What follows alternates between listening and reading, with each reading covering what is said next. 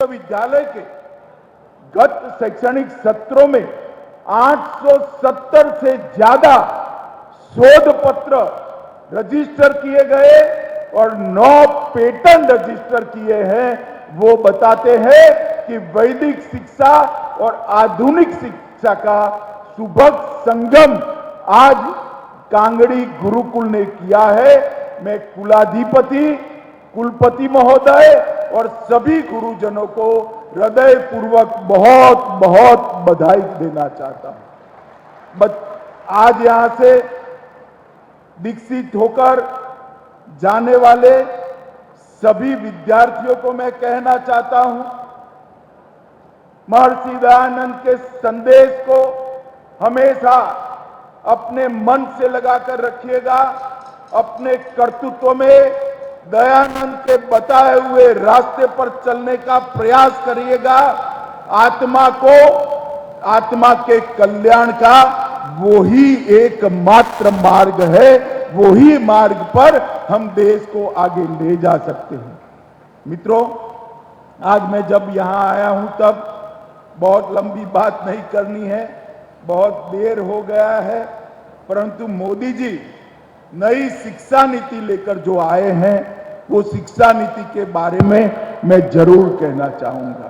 ये हमारे देश में आई हुई तीसरी शिक्षा नीति है, जिसमें दयानंद जी की एक्सेसिबल शिक्षा की दृष्टि है, श्रद्धानंद जी का वेद और विज्ञान की शिक्षा का समन्वय का संदेश है, महात्मा गांधी का मातृभाषा में शिक्षा के संदेश को ये शिक्षा नीति चरितार्थ करती है, और लाला लाजपत राय का एजुकेशन फॉर ऑल का संदेश भी ये शिक्षा नीति जमीन पर उतार रही है।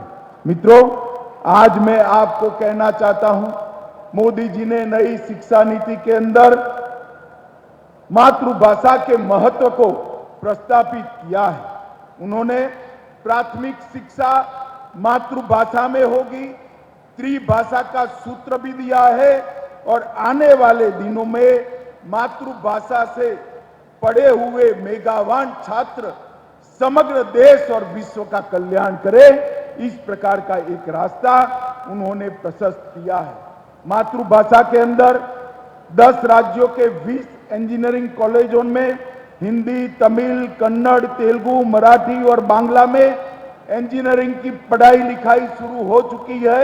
मध्य प्रदेश के अंदर मेडिकल साइंस का शिक्षा भी हिंदी भाषा में करने की शुरुआत हो चुकी है, और अब ढेर सारी परीक्षाओं को भी आप मातृभाषा में दे सके, इस प्रकार की व्यवस्था नरेंद्र मोदी सरकार ने की है। जेईई की एग्जाम हो, नीट की एग्जाम हो, या आप आईएएस आईपीएस बनना चाहते हो, आपकी मातृभाषा में आप एग्जाम दे सकते हैं, और आप इसके माध्यम से उत्तीर्ण होकर देश के विकास में आपका योगदान भी दे सकते हैं। नई शिक्षा नीति को हमने स्ट्रीमलेस बनाया है और क्लासलेस बनाया है।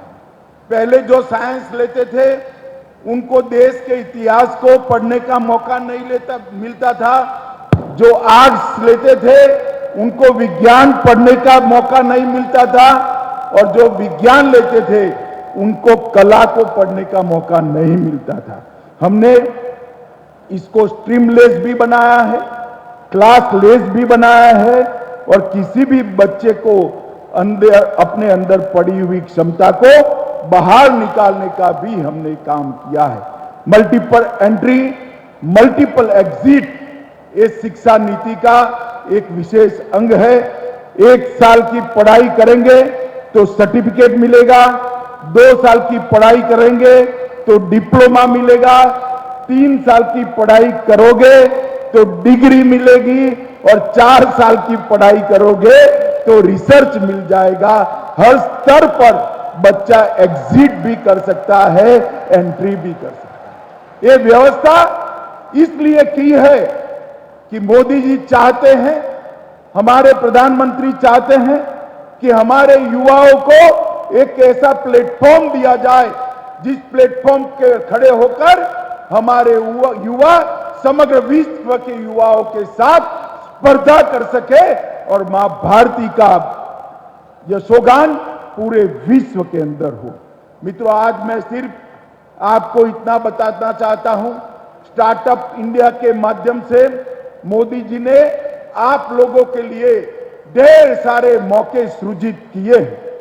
2016 में इस देश में 724 स्टार्टअप थे, सिर्फ 724, और 2022 में वो स्टार्टअप की संख्या 724 से बढ़कर 70,000 से ज्यादा स्टार्टअप इस देश में बने हैं। 10,000 से ज्यादा स्टार्टअप कोरोना काल में बने हैं। 107 स्टार्टअप 2016 के पहले सिर्फ 4 स्टार्टअप यूनिकॉर्न स्टार्टअप थे, आज 107 स्टार्टअप यूनिकॉर्न स्टार्टअप की क्लब में शामिल हो चुके हैं। और मित्रों, यहां ढेर सारी छात्राएं भी हैं, मैं उनके लिए कहना चाहता हूं 44% स्टार्टअप महिलाओं के द्वारा चलाए जाते हैं। महिलाएं भी इस देश में बहुत बड़ा योगदान कर सकती है, ये इसका परिचय है। और हम सब छोटे छोटे गांव से, छोटे छोटे शहरों से आते हैं। ये जो स्टार्टअप है, इसमें करीब करीब 50% स्टार्टअप 2 टायर और 3 टायर के शहर से आते हैं। ये हमारे लिए एक प्रेरणा का मौका है। देश में पहले पेटेंट रजिस्टर करने वालों की संख्या बहुत कम थी।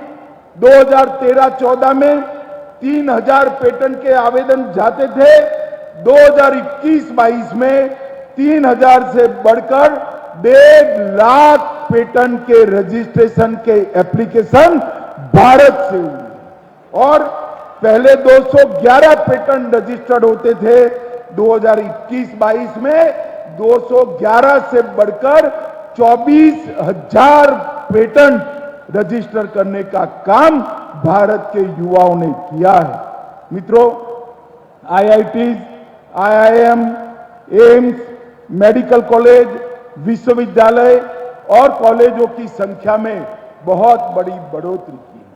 आज मैं युवाओं को कहने आया हूं, इतने उत्कृष्ट संस्थान में पढ़ लिख कर आप डिग्री लेकर बाहर जा रहे हैं, आपके लिए समग्र विश्व की क्षितिजों को हमारे देश के प्रधानमंत्री जी ने खोल कर रखा है।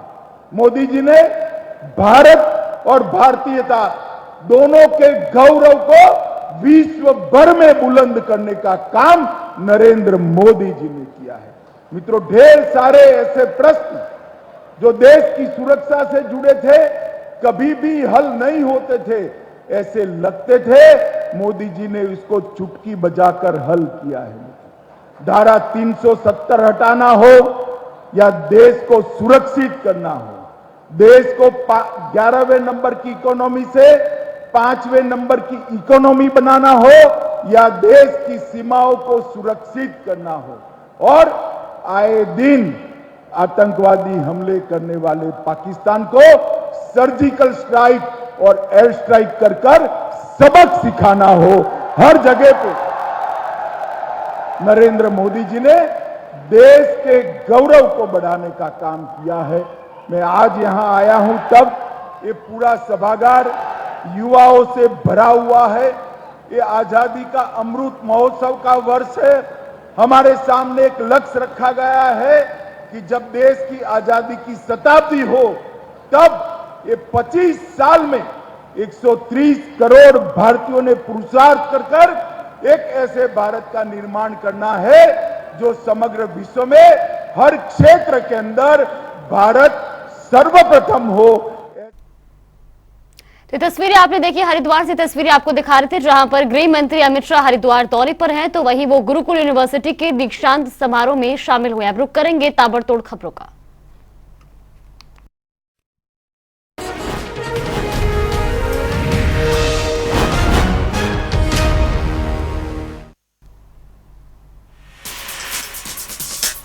ललितपुर में चिकन पॉक्स की चपेट में 18 बच्चों में बीमारी से गांव में हड़कंप, ग्रामीणों ने लगाया गांव में इलाज न मिलने का आरोप।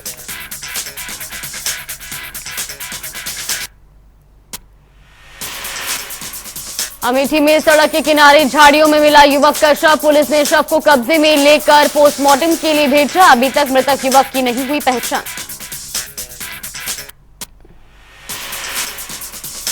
इटावा में नौकरी का झांसा देकर ठगी करने वाला गिरफ्तार। उप मुख्यमंत्री का लेटर दिखाकर लोगों के साथ करता था ठगी। कई लोगों से कर चुका है लाखों की ठगी।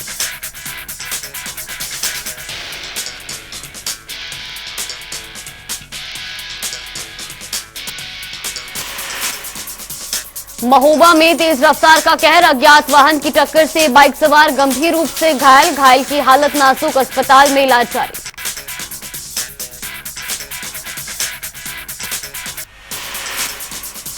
इटावा पुलिस की बदमाशों के साथ मुठभेड़। एक बदमाश को लगी गोली। 4 बदमाशों को पुलिस ने किया गिरफ्तार। अलीगढ़ में डबल मर्डर का मामला आया सामने। बेटे ने की मां बाप की हत्या। घटना की लाइव वीडियो हुई वायरल। घटना के बाद आरोपी बेटे ने खुद को कमरे में किया बंद। औरैया में पुलिस महानिरीक्षक ने लिया सुरक्षा व्यवस्था का जायजा। रामनवमी को लेकर कड़ी सुरक्षा के इंतजाम। लोगों से शांति व्यवस्था बनाए रखने की अपील। अयोध्या में रामनवमी की धूम। लाखों की संख्या में भक्त पहुंचे अयोध्या। हर तरफ सिर्फ जय श्री राम की गूंज। सुरक्षा व्यवस्था के किए गए कड़े इंतजाम। इटावा में फर्जी निकली मोबाइल चोरी की घटना। दुकानदार ने कर्ज से परेशान होकर कराई थी चोरी की झूठी एफआईआर। आरोपी दुकानदार ने पुलिस से मांगी माफी। इटावा में जिलाधिकारी ने लिया सुरक्षा व्यवस्था का जायजा। सिद्धपीठ मंदिर मेले में सुरक्षा के कड़े इंतजाम। हजारों की संख्या में मेले में पहुंचे लोग।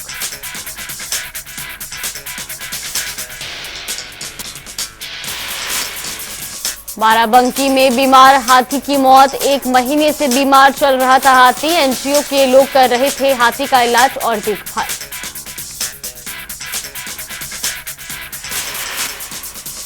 बांदा में तेज रफ्तार बाइक ट्रैक्टर ट्रॉली से टकराई। बाइक सवार एक युवक की मौत। 2 लोग गंभीर रूप से हुए घायल। घायलों का जिला अस्पताल में इलाज जारी।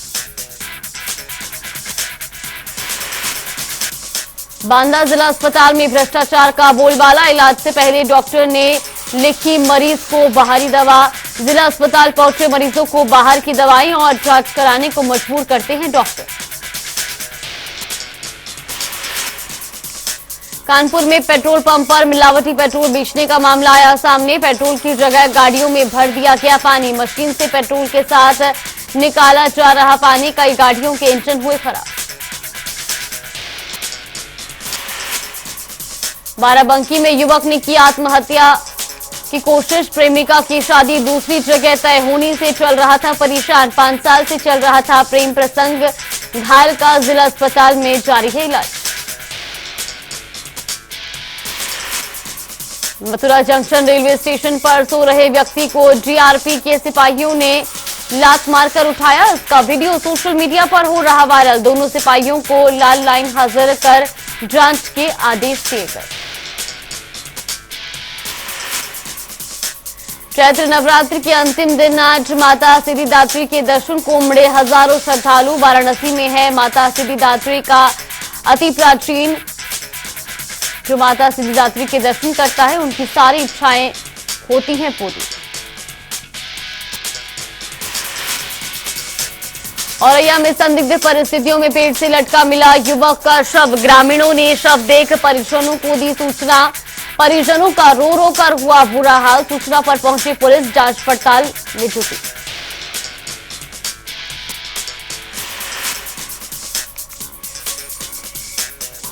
गाजीपुर में दरोगा देवेंद्र सिंह के बदसलूकी के खिलाफ शिकायत। भीम आर्मी के कार्यकर्ताओं ने पुलिस को दी शिकायत। जांच में जुटी पुलिस।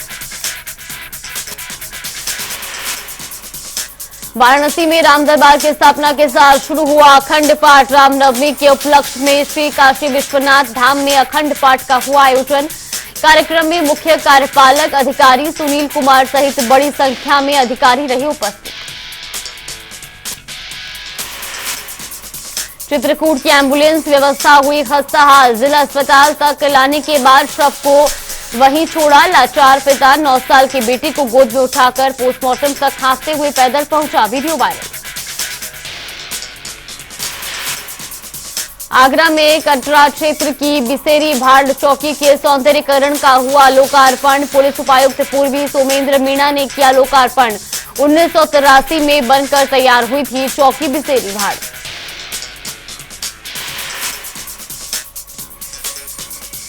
रामनवमी पर श्रद्धा भक्ति में डूबा श्रावस्ती, सुरक्षा व्यवस्था को लेकर पुलिस अलर्ट, लोगों से शांति व्यवस्था बनाए रखने की अपील। अमेठी में संदिग्ध परिस्थितियों में मिला युवक का शव, पुलिस ने शव को कब्जे में लेकर पोस्टमार्टम के लिए भेजा, शव की अब तक नहीं हो सकी है पहचान। सहारनपुर में आपस में भिड़े दो पक्ष, बाइक हटाने को लेकर हुआ विवाद, मारपीट में 8 लोग हुए घायल, पुलिस मामले की जांच में जुटी।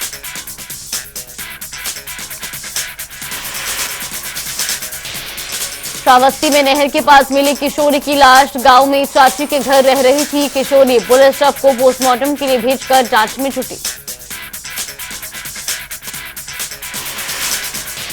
रायबरेली में शासन के निर्देश के बाद पूजा पाठ में लगे अधिकारी और कर्मचारी, मंदिरों में किया रामचरितमानस का पाठ, सार्वजनिक रूप से मंदिरों में जाकर कार्यक्रम में लिया हिस्सा। कन्नौज में आईजी ने जाना सुरक्षा व्यवस्था का हाल, शोभा यात्रा के रूट का किया निरीक्षण, यात्रा पंडाल में कमेटी के पदाधिकारियों से मिले आईजी।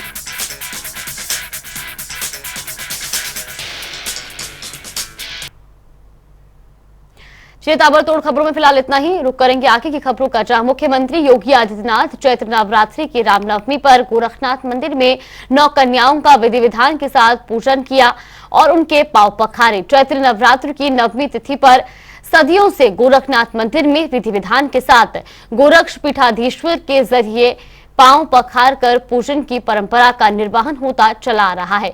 योगी आदित्यनाथ ने गोरक्षपीठ स्थित भवन में विधि विधान के साथ परंपरागत कन्या पूजन किया। उन्होंने मां भगवती के 9 स्वरूपों की प्रतीक 9 कन्याओं, एक बटुक भैरव के पांव पखार पहले पूजन अर्चना की, उसके बाद अपने हाथों से भोजन कराकर दक्षिणा के साथ उनकी विदाई की।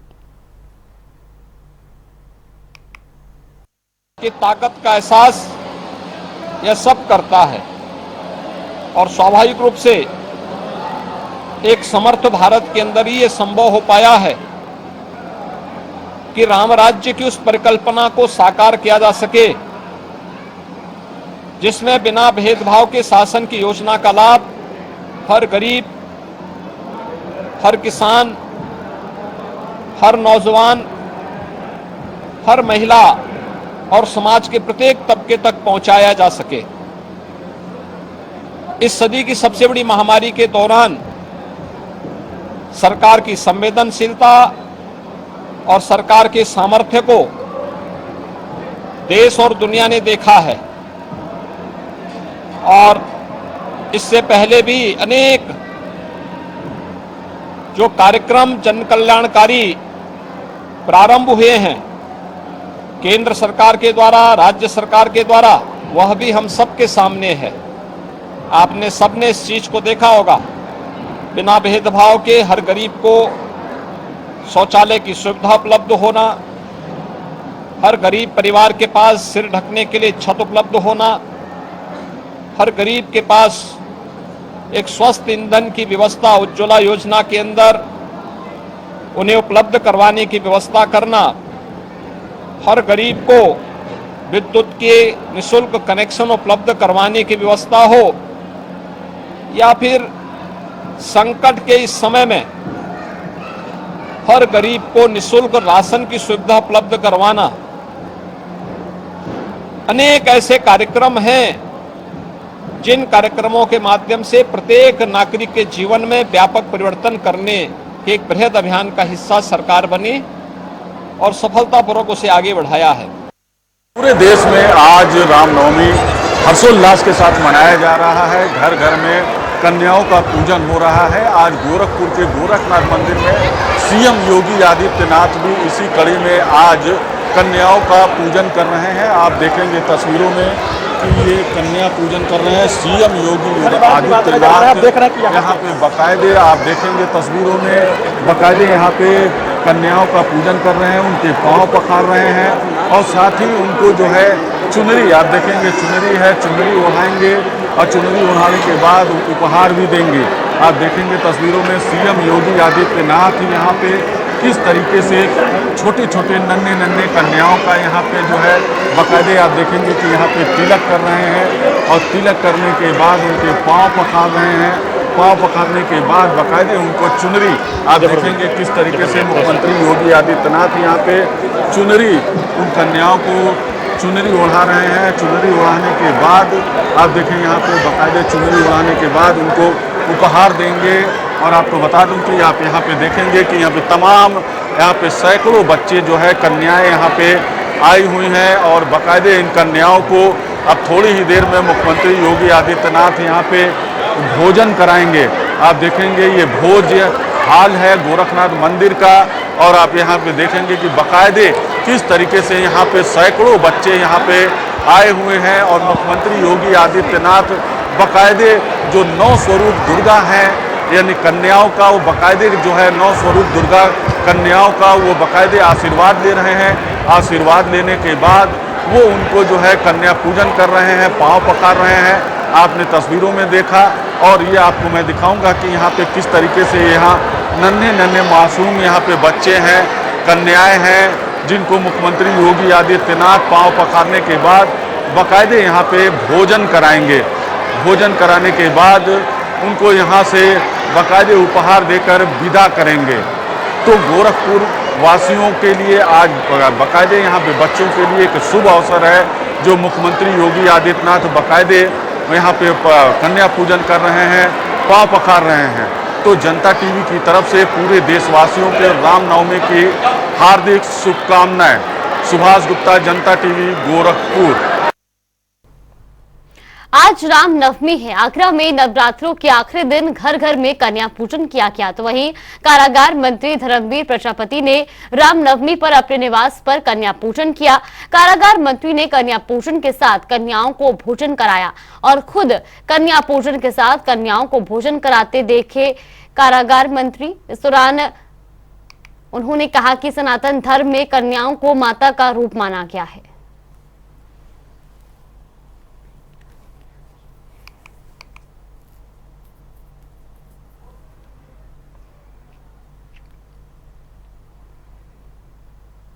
रामनगरी अयोध्या में रामनवमी धूमधाम के साथ मनाई जा रही है, जिसके लिए रामलला के अस्थायी मंदिर के साथ तमाम मंदिरों को भव्य रूप से सजाया गया है। तो वहीं दोपहर 12 बजे रामलला की मुख्य आरती के साथ जन्मोत्सव की शुरुआत की गई, जिसमें लाखों की तादाद में श्रद्धालु शामिल हुए। आपको बता दें कि रामलला के दर्शन के लिए देश विदेश से लाखों लोग अयोध्या पहुंचे हैं और आज सुबह से भक्त सरयू घाट में डुबकी लगाकर भगवान राम की आरती में शामिल हुए। इस दौरान अयोध्या में चप्पे चप्पे पर सुरक्षा के कड़े इंतजाम किए गए हैं। रामनवमी का त्यौहार चल रहा है और यहाँ पे अभी श्रद्धालुओं का आना और जाना अभी बना हुआ है। तो अभी भीड़ की संबंधी सूचना अभी बाद में लास्ट में दी जाती है। और सबसे महत्वपूर्ण है कि पूरे मेला क्षेत्र को हम लोगों ने जोन और सेक्टर में बांटा है। हमारे मजिस्ट्रेट और पुलिस अधिकारी पूरे क्षेत्र का दौरा कर रहे हैं।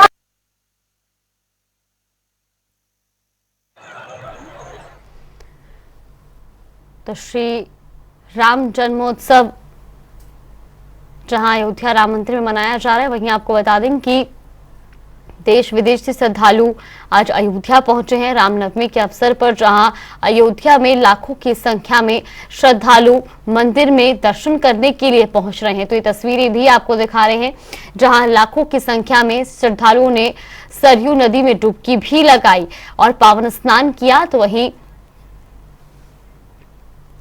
इसी खबर पर ज्यादा जानकारी के लिए हमारे सहयोगी बीएस लाठी हमारे साथ जुड़ गए। बीएस, सबसे पहले आपसे जानना चाहेंगे, लाखों की संख्या में आज श्रद्धालु श्री राम जन्मोत्सव के लिए पहुंच रहे हैं, किस तरह की तस्वीरें वहां पर देखने को मिल रही हैं?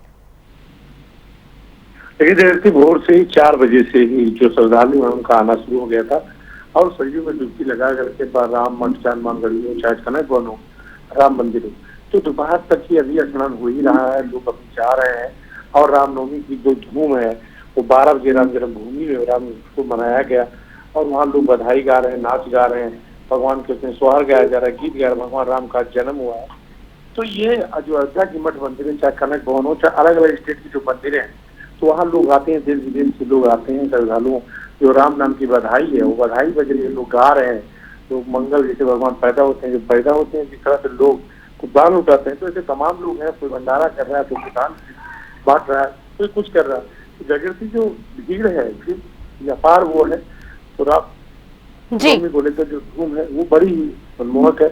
और भी आप तमाम अभी डीएम को सुन रहे थे, और एडीजी सुरक्षा व्यवस्था की अगर बात की जाए तो तमाम सुरक्षा व्यवस्था के जो व्यापक इंतजाम किए गए हैं, तमाम अधिकारी हैं जो से चाहे कैमरे के माध्यम से, चाहे ड्रोन के माध्यम से तो निगरानी की जा रही है।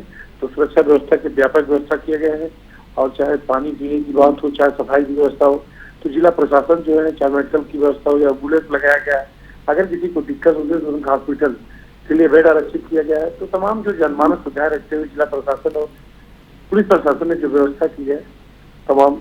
जी बिल्कुल, बीएस ये भी जानना चाहेंगे श्रद्धालुओं में किस तरह का उत्साह देखने को मिल रहा है, उनका क्या कुछ कहना है?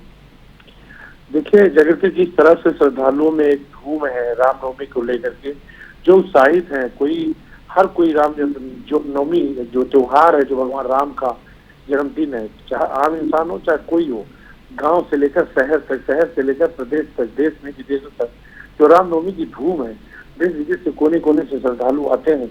तो अपने आप भगवान राम के जिस जन्म उत्सव में जिस तरह से लोग अपने बच्चे की पैदा होने पर तमाम खुशियां मनाते हैं, तो उसी तरह से जो श्रद्धालु हैं आज भगवान राम के जन्म उत्सव पे तमाम कोई दान कर रहा है, कोई कुछ कर रहा है, तो अपने जीवन को त्याग कर रहा है। जागृति जी बिल्कुल बीएस, बहुत बहुत धन्यवाद आपका हमारे साथ जुड़ने के लिए और तमाम जानकारी हम तक पहुंचाने के लिए। तो ये खबर आपको बता रहे हैं जहां पर रामनगरी में रामनवमी की धूम देखने को मिल रही है। लाखों की संख्या में श्रद्धालु सरयू नदी पर पहुंचे और वहां पर पावन स्नान किया।